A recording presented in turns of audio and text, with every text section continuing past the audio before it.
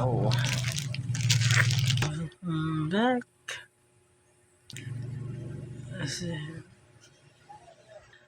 Actually, pahurot na akong Beauty Vault. Daoy, mag-apply taoy. Actually, hurot man yun siya, pero mubalik jud ay siya once pag di ka magamit balik oy. Dapat jud ay imo siyang kuano. Mag-apply jud ka always dapat. Di mo undangon ba? Undangon nimo balik siya sa normal, di mga fest. Actually, isa sa nabalaan ako kay man yung beauty products dati. Once pag mag-rub manggod ka, dili siya pwede nga imo siyang i-rub nga inana gud oh. Dapat one way lang jud siya.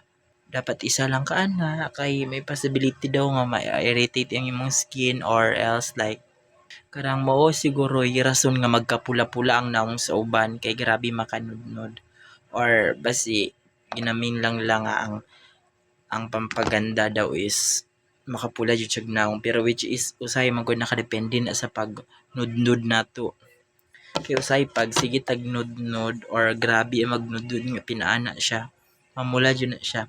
So, dapat ana lang siya one way. Pero syempre, kailangan dyan natin mag-inani. Pag gabi, pag mata sa buntag, apply. Pag before matulog, apply. And syempre, ang atong gamiton karon is ang night cream. Ang number 3, night cream. Naman po tayo sunblock, which is pang day cream siya. Hala, nahurot na. So, pa akong i-apply, wala naman day ni. So, kay wala man, hurot na siya. Wala di ay. Wala na ko'y budget pang palit. Mo nang mag-is na lang sa kujik ako.